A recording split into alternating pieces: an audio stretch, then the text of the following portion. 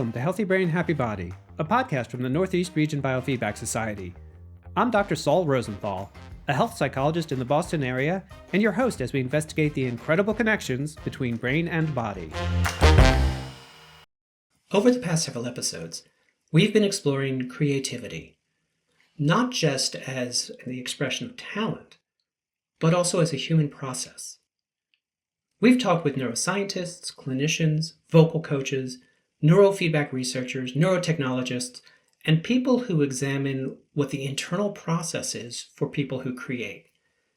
And again, people describe creativity as a shift in state, a change in attention, a change in emotional intensity, a change in connection, a change in the nervous system itself. People talked about flow, about absorption, about resonance, about losing track of time, about emotional overload, about flexibility, about exhaustion, about vulnerability. And they describe creativity less as something a person possesses, and more as a state a person enters. So before we move into the next phase of the series, conversations with artists, performers, and other creatives about their lived experiences, along with the teachers and clinicians who work with them, I wanted to pause and pull some of these threads together. This episode is about what many of our guests called, in one way or another, the creative state.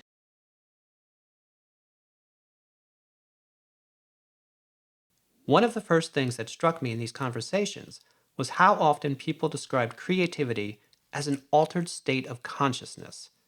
Not metaphorically, literally. Psychologist and researcher Dr. Swingle described what many artists experience as a kind of fugue state. And you're working on it, and at a certain point, the world just disappears, and you are one with your art. There's complete loss of notion of time, hunger, thirst, nothing is there. And that can last, anywhere from a half an hour to hours upon hours upon hours. Now, I'm not saying people don't go to the washroom or have a glass of water, but it's just, you're at a different level of consciousness.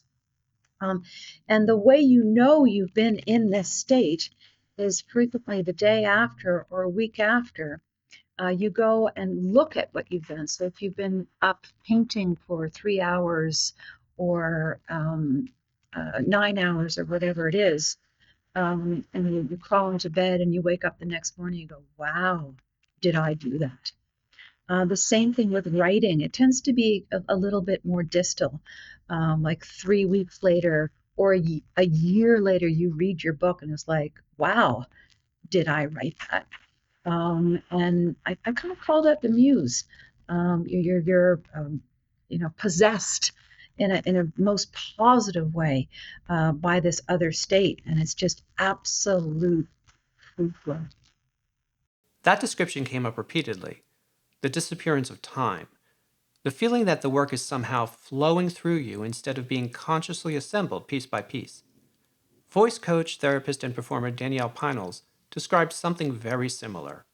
As long as my heart and soul is in it, there's just this kind of wavelength that I feel like I'm on, in a state of flow.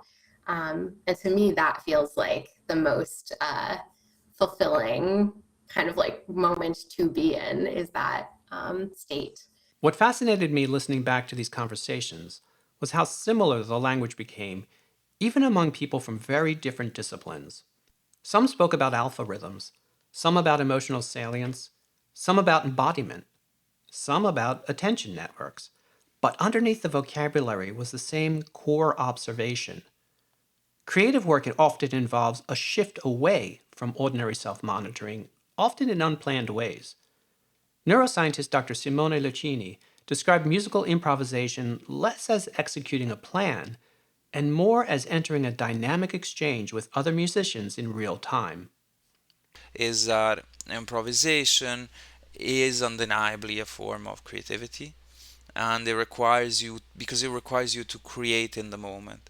We could go back and forth, and we could argue about the extent to which interpretation of a pre-written piece is also creative, but I think improvisation does give more solid grounds for the presence of creativity there.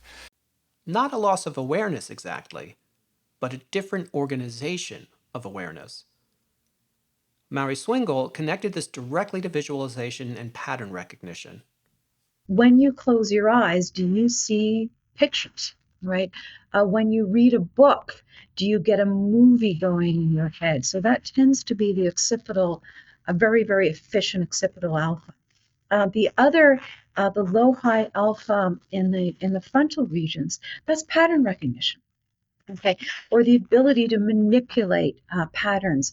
And I find when you have those two things going, the high, I guess, projective visualization and the ability to manipulate and organize patterns, I find those two are very, very dominant and highly creative people. The creative state isn't passive. It is intensely active. But it is active in a way that's different from our general state.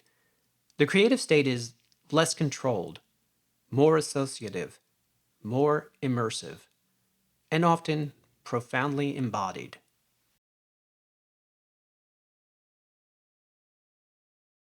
Another recurring theme was that creativity doesn't happen only in the mind.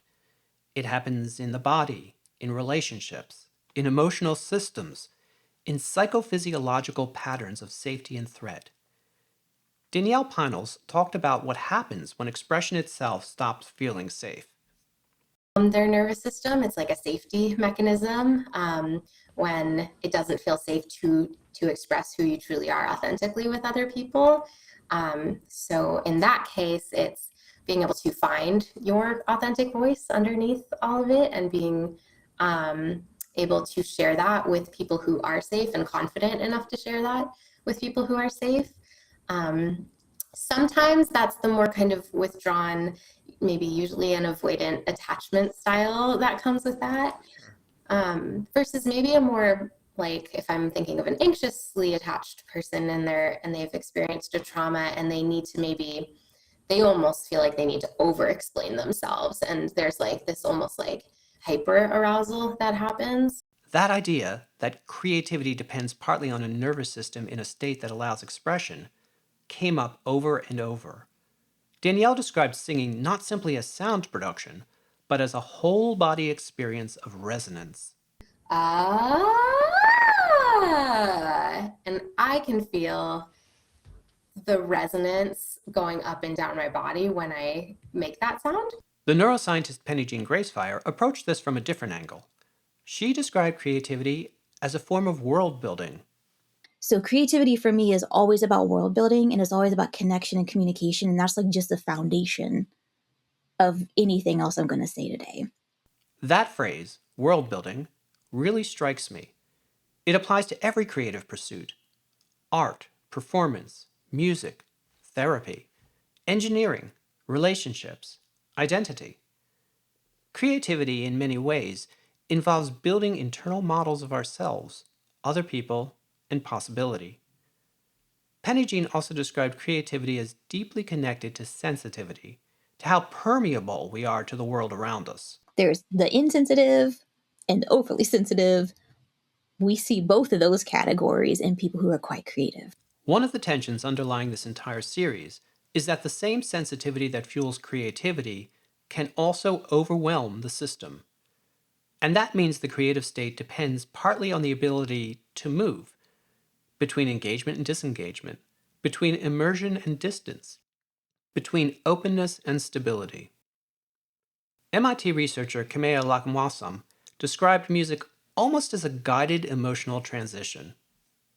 And what we've found in pilot studies is that taking people along a musical arc, so meeting them where they are, helping them find emotion that maps to the specific state that they're feeling, and then having them navigate through an experience to a state where they would like to be ideally, helps people reduce feelings of short-term stress. That emotional exchange becomes especially visible in performance. Because performers are not only regulating themselves internally, they're also constantly responding to audiences, environments, and other people in real time. Dr. Barbara Minton describes that dynamic when working with another artist. There is a certain synergy when you're composing with someone, And that sort of sync up thing that happens. And when you think about composing with a musician or two musicians working together, if you have very strong entrainment, it changes everything. When you're playing with somebody and you feel that connection, it feels so deep. There's really nothing like it. This is how Penijean Gracefire refers to herself and her work. But sometimes people say, what do you do? And I have a couple of standard jokes. I say, oh, I'm a neural frequency analyst. Or I'll say, oh, I'm a frequency barista. Which may actually be one of the better descriptions of creativity in this entire series.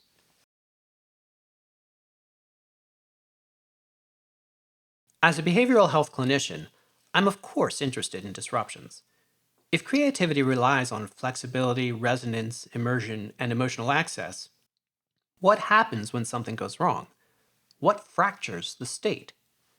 Several guests pointed toward the same answer: overload. Too much input, too much stress, too little recovery. Penijean Gracefire put it very bluntly. I think the biggest creativity killer is exhaustion.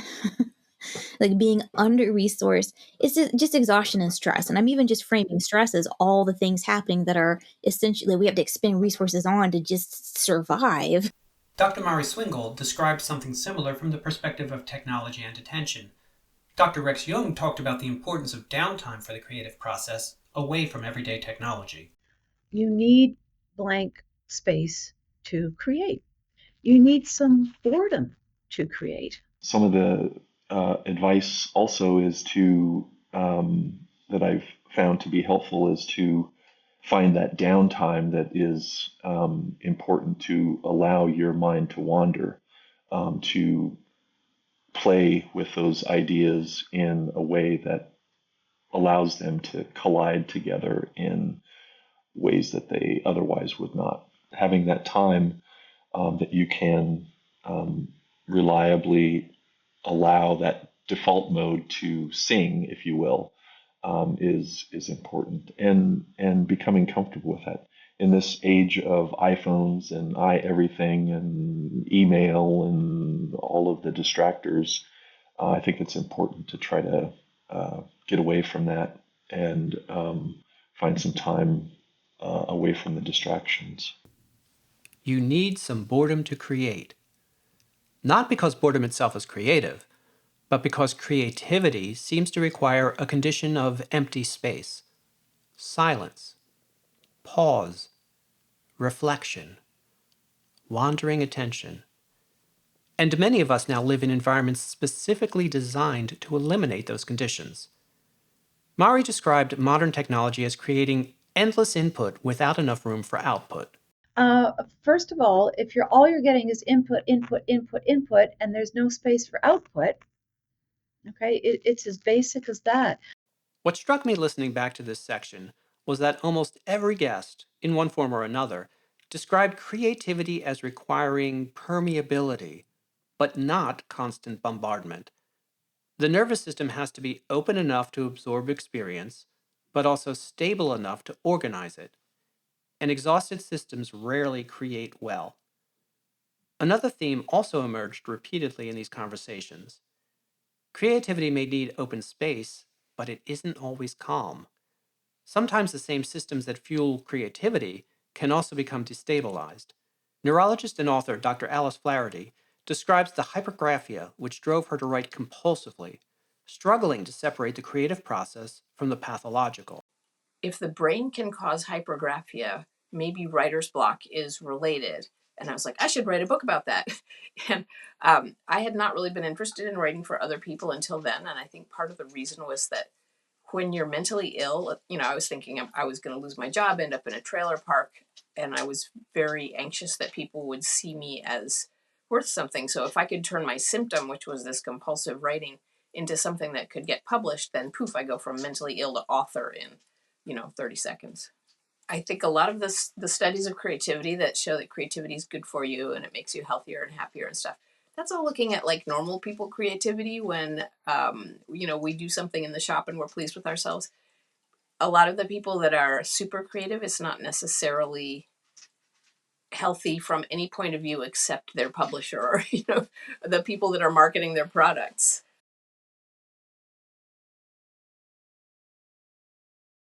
One of the most interesting things about the series was that it never fully resolved a central tension. Does creativity come from disruption or from regulation? From instability or from flexibility? The answer, I suspect, is that creativity often lies somewhere in the tension between. Too much rigidity and nothing new emerges. Too much chaos and nothing coheres.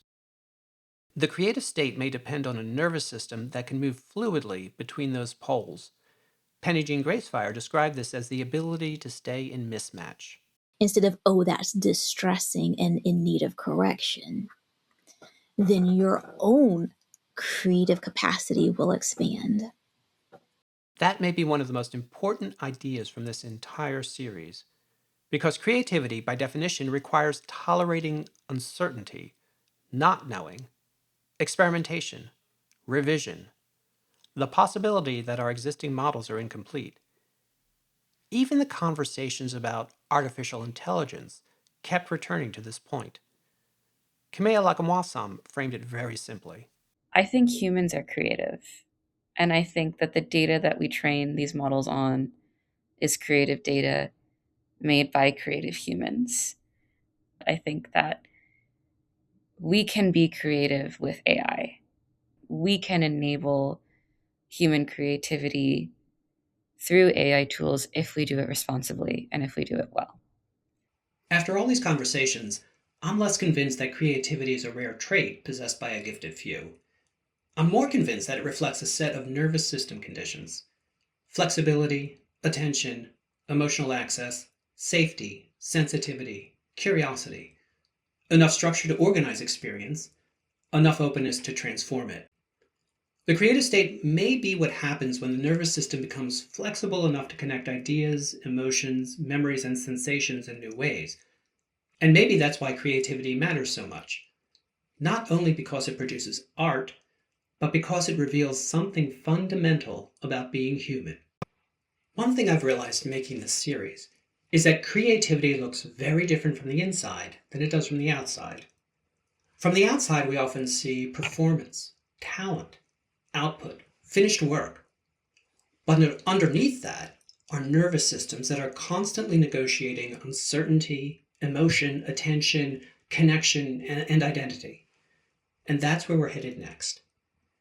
In the next episodes, we're going to shift from the neuroscience of creativity more directly to the lived experiences of creative people themselves. And we'll ask them what creativity is like from the inside. So thanks for joining us, and I look forward to continuing this journey together. Thanks for joining us on Healthy Brain, Happy Body. Subscribe to this podcast by clicking the subscribe here link in the show notes or wherever you get your podcasts.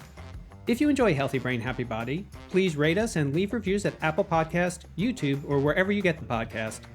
Reviews help us reach more listeners, and that's more people who can learn about and benefit from biofeedback, neurofeedback, and other mind-body approaches to health.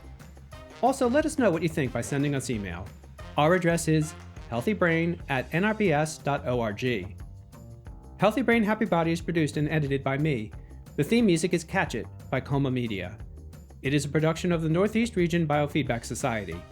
Go to nrbs.org to find out more about the organization, including our trainings, monthly webinars, and yearly conference. All opinions expressed are those of our guests and not the NRBS. This podcast is not meant to replace advice from qualified healthcare providers. Healthy Brain, Happy Body is supported by the sponsors of NRBS. Be sure to join us on our next episode as we continue to explore the keys to our well-being on Healthy Brain, Happy Body.